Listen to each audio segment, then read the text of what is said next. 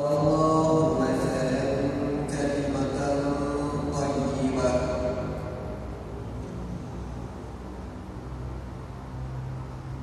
بسم الله الرحمن الرحيم ألم تر كيف ضرب الله مثلا كلمة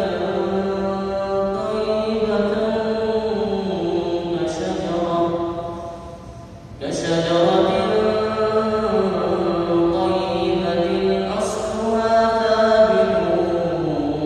وفرعها في السماء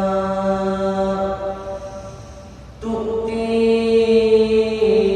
أكلها كل حين بإذن ربها ويضرب الله الأمثال للناس لعلهم يتذكرون ومثل كلمة خبيثة كشجرة خبيثة اجتثت من